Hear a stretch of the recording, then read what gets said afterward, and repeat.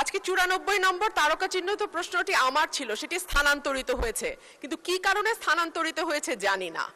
মাননীয় মন্ত্রীর কাছে আমার প্রশ্ন, আমদানি এবং রপ্তানির আড়ালে প্রতি বছর $8 বিলিয়ন মতন টাকা বিদেশে পাচার হয়ে যাচ্ছে। মাননীয় মন্ত্রীকে আমাদের বলবেন এই ধরনের পাচার বন্ধ করবার ক্ষেত্রে বাণিজ্য মন্ত্রণালয়ের কিছু করবার আছে কিনা, যদি থাকে সেটি কি, এবং এই ব্যাপারে সরকারের কোনো উদ্যোগ আছে কিনা। ধন্যবাদ মাননীয় স্পিকার। ধন্যবাদ মাননীয় সদস্য। মাননীয় মন্ত্রী। মাননীয় স্পিকার, আগের প্রশ্নের উত্তরে একটা বাক্য রয়ে গেছে, আপনি যদি অনুমতি দেন সেটা বলে ফেলতে পারি। ও প্লিজ। জি, হাউসে যেহেতু উপস্থাপন করা হলো, অসম্পূর্ণ উত্তর দেওয়াটা ঠিক না, সঙ্গত না। চামড়া আমাদের এই বছরে এই পর্যন্ত আমরা যা তথ্য পেয়েছি তাতে 1,01,00,000 মতো পশু কুরবানি হয়েছে। তার মধ্যে 60 লাখের মতো সংরক্ষিত চামড়ার রেকর্ড আমাদের কাছে আছে, 60 লাখের মতো। সুতরাং বর্তমান বিবেচনায় যে পরিমাণ চামড়া আমরা সংরক্ষণ করতে পেরেছি এবং যেটি ইভেন্চুয়ালি ট্যানারিতে আসবে সেটার পরিমাণ সন্তোষজনক।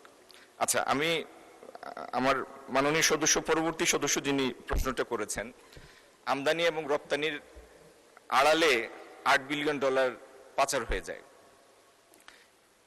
মাননীয় স্পিকার, এটা একটা পারসিভড অ্যামাউন্ট। এখন আমদানি রপ্তানির আড়ালে আমদানির অনেকগুলির মধ্যে টেরিফ আছে, সেই প্রাইস ফিক্স আছে, অনেকগুলির মধ্যে পিএসআই আছে, প্রিশিপমেন্ট ইন্সপেকশনের ক্লজ আছে। যদি এই প্রিশিপমেন্ট ক্লজ এবং টেরিফ ভ্যালুর বাইরে কোনো পণ্যের মধ্যে যদি এরকম কোনো দুর্বলতা থাকে যেটিতে বেশি পাচার হয়ে যাচ্ছে, এটি একটি স্টাডি, গবেষণার বিষয়। মাননীয় স্পিকার, এটি শুনতে বা বলতে যেরকম সোজা মনে হয়, হাজার হাজার পণ্য বাংলাদেশে আসে এবং বাংলাদেশে পণ্য এবং সেবা মিলে, আমি একটা ধারণা দেওয়ার জন্য বলছি, গত বছর আমাদের আমদানি ছিল 67 বিলিয়নের মতো। 67 বিলিয়নের আমদানির মধ্যে এবং 55 বিলিয়নের রপ্তানির মধ্যে, তার মানে প্রায় 130 বিলিয়নের আমদানি রপ্তানির অর্থনীতি এই দেশটি। এটির মধ্যে পিন পয়েন্ট করে বলা যে অমুক প্রোডাক্টের মধ্যে অর্থ পাচার হচ্ছে, এটা বেশ জটিল একটা বিষয় এবং একটা গবেষণাধর্মী কাজ।